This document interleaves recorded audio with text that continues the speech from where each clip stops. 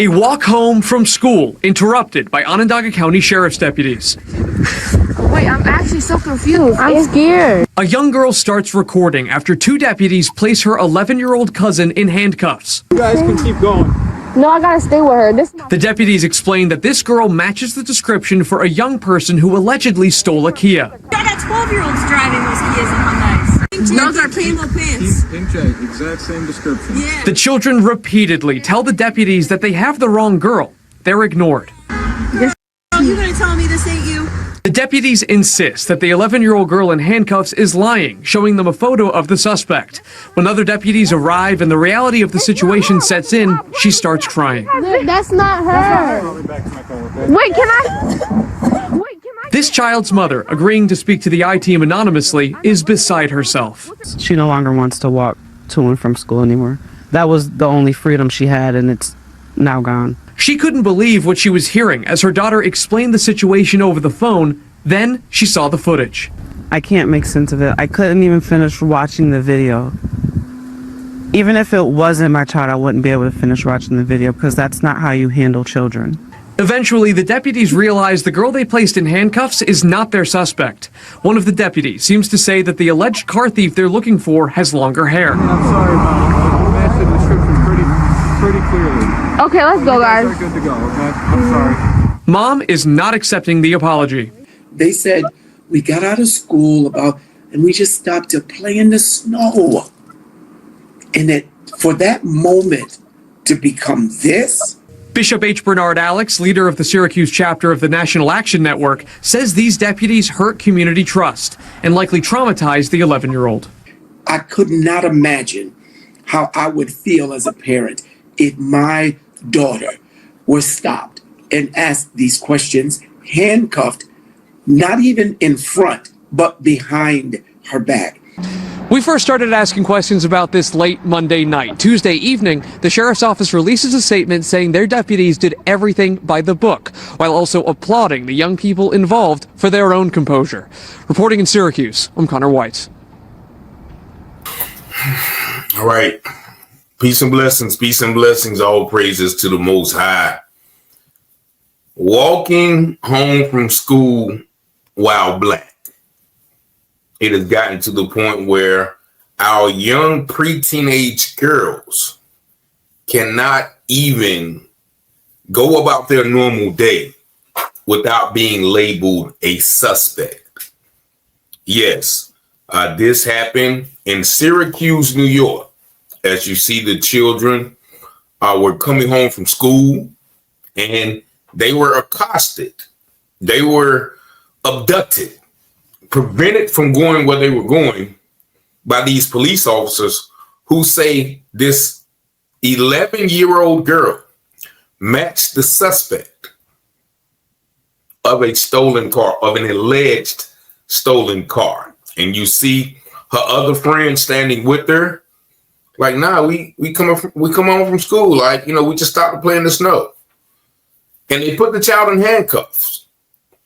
And as the Reverend said, not be in front of her, but behind her, treating this 11-year-old like a common criminal. And they say that she matched the description of the person. And one of the officers said, yeah, you guys can keep going. And I applaud whoever stayed, like, no, we can't leave her with y'all. Like, they tried to literally get that 11-year-old girl by herself. And they continue to question the young girl. And you see the one officer, like, you mean to tell me this ain't you, girl? Trying to put on her best black accent, right?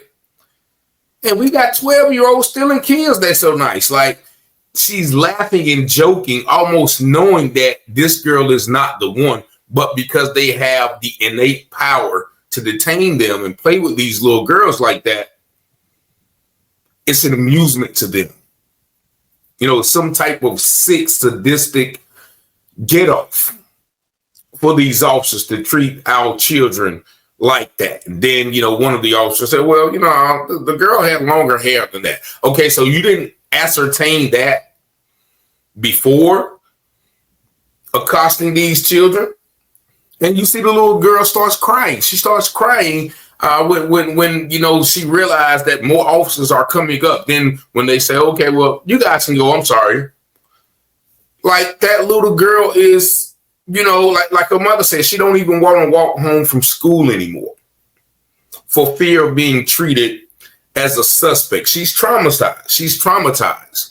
And next, I'm going to play you the response from the sheriff, who says that his deputies did nothing wrong.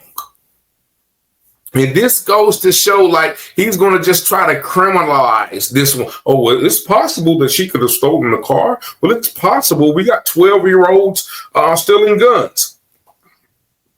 That doesn't mean this 12-year-old is.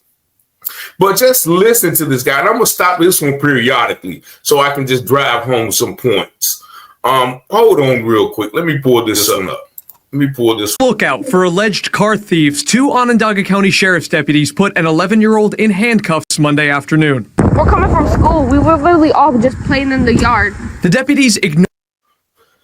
You hear the young lady say, look, we're coming from school, man. We were literally just playing in the yard. Like, that is not the attitude of someone who has just stolen a car. But watch the sheriff say to the contrary. Deputies ignore that explanation from the group of kids who were on their way home from Brighton Academy Middle School.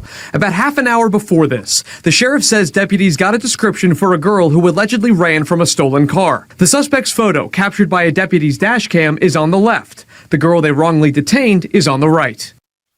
Now, look at those photos. You can clearly see that one jacket is much darker than the other. One jacket that the one on the left had, the girl getting in the car, is a bubble coat. You can clearly tell that those are not the same type of pants. And they have on different types of shoes. And of course, you can clearly see one has braids, the other little girl has a ponytail.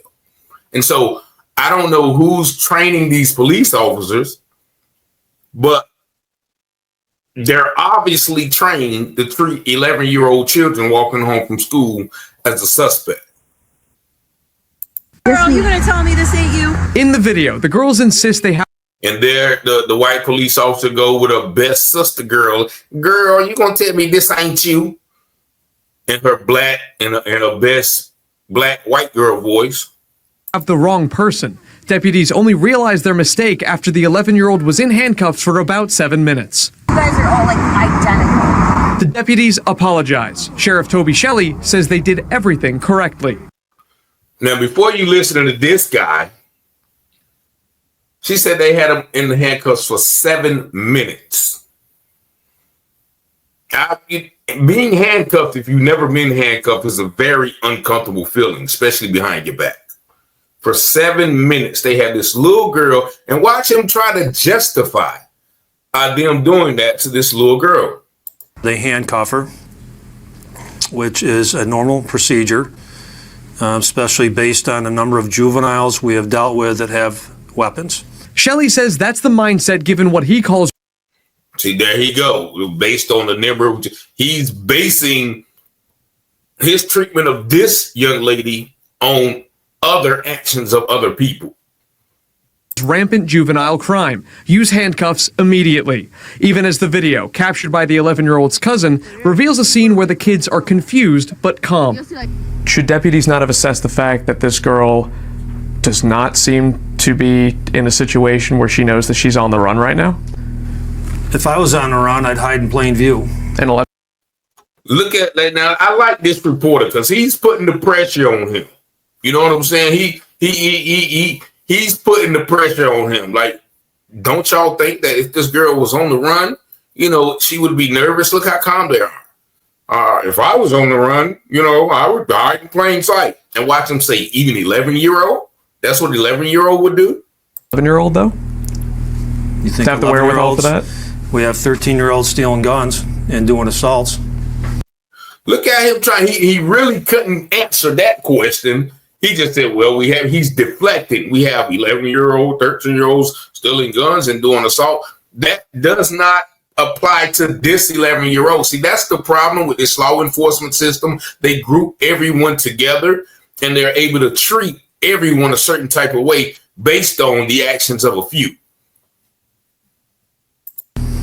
But she didn't. She was out with her friends playing in the snow. And you are looking from hindsight. You are looking from hindsight. In foresight, this is an 11-year-old kid. You can say, hey, what are y'all good guys doing? We had a report. Where are you guys going? Let me call your mother. As they're going to say, well, we had to change the policy. Anytime we encounter a juvenile, we contact the parent. Isn't that supposed to be common knowledge? If this was little Susie from Shady Lane, I'm pretty sure she wouldn't be in handcuffs. The New York Civil Liberties Union condemned the deputies' actions, joining other community leaders frustrated by how deputies treated the girl. There's so many layers that are involved in this that could have been addressed so that she did not have to experience this undue traumatic encounter. This girl's mother tells us she could not comprehend what she saw when she watched the video. Even You see her like doing her little hands like this and hugging her cousin like this. This little girl is scarred for life. Probably never been in trouble in school. Like she, you know what I'm saying? Like they probably had them all tight on her too. Like these people are sick, man. if it wasn't my child, I wouldn't be able to finish watching the video because that's not how you handle children. Should all members of the public just understand that at any moment their freedom could be restricted because they match a description for a suspect for something? It could happen. It could happen. It could happen. That doesn't mean it's right, sir.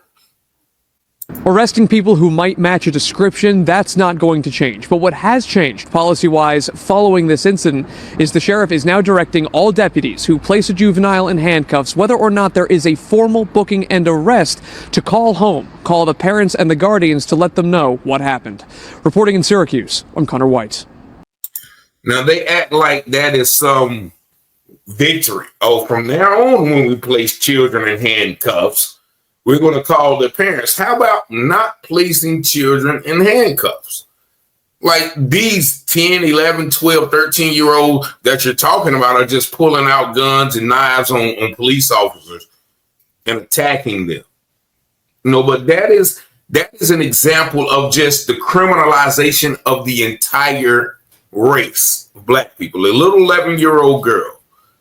You know, if I was police, hey, how y'all doing? Look, sorry, where's your mother at? Because we have, it may not be you, but the female officer, girl, you gonna tell me that ain't you? Like she's gonna make the girl be the criminal. This is outrageous, man. And the clear-cut just indifference of that sheriff makes the situation even worse. And this is a statement from that sheriff saying, why would we handcuff this child? Detainees are usually handcuffed initially. Detainees, he keeps saying detainees. Detainees may become uncooperative, may decide to flee or may decide to fight. In some cases, detainees may be armed or have contraband evidence they will try to destroy. Handcuffing from the start usually prevents a controlled situation from devolving into uncontrolled situation, ultimately preventing altercations, force, and potential for injury. Now, none of that prevents injury because you guys just hurt people at the slightest move. The police do not definitively know a person's age, and ascertaining that information is part of the detainment process. Handcuffing juveniles in this circumstance is lawful within policy and common practice in law enforcement. They said they met with the 11-year-old's mother and discussed the concerns, calling the conversation productive. And then they mentioned this changing of the policy.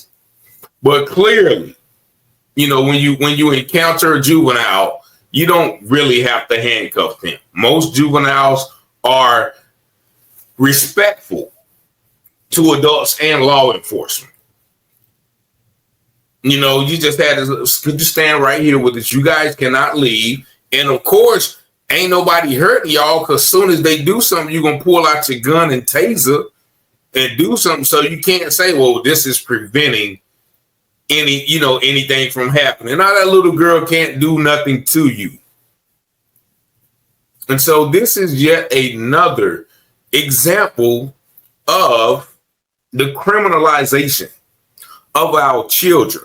And he continues to mention other instances to justify the treatment of this young girl. Like, we're just all one big black bad Negro. We're just all, you're going to loop us all together. Well, you could be dangerous. I'm coming home from school. No, you're not. You mean to tell me this ain't you? Man, that's sick, man. They got to be stopped, man, for this type of behavior. I hope that young girl is, able to get past this and, enjoy, her schooling, definitely not wanting to walk to and from school anymore. But, hopefully, and once again, I have to applaud her cousins, for not leaving them. Like, why would they tell them to go? You guys can go ahead. Like, no, she's 11. She needs somebody. And shout out to the young cousin. No, we're not leaving her. Who, you know what I'm saying? And then she's steady advocating for her. And so, man, kudos to that young girl. I hope, once again, and of course, we know that nothing's going to happen to these guys because it's policy, it's procedure, and it's lawful. Everything is lawful doesn't mean it's right. Remember, slavery was lawful, or slavery right? Jim Crow was lawful, but was it right? And so that's why I always push back on people. Well, this is the law. It doesn't mean it's right. As the words of Martin Luther King, as we're celebrating his day just passing, his birthday, in unjust law is no law at all. And so until, once again, we start standing up against these unjust laws, these unjust practices, these unjust procedures, then they're going to continue to happen. To quote Martin Luther again, evil triumphs when good people do nothing. What side of the game are you on? 919-587-7782. Peace and blessings. Y'all have a blessed day. From local stories to Wayne County news, get ready to dive into everything happening in North Carolina with Taylor House Publishing. Got a story to share? Shoot us an email at taylorpublishinghouse@gmail.com. If you're looking to publish your book or need some top-notch mentorship, we've got your back. Join the excitement with the one and only Richard Taylor, right here at Taylor House Publishing. Speak with Richard directly at 919-587-7782. Don't forget to smash that like button, hit subscribe, and invite your family and friends to watch. From Wayne County to the Carolina coast, Taylor House brings the news you love most. Tune in on YouTube, don't miss a beat. Local stories that keep you in your feet. Taylor House, we got the school. Taylor House Publishing.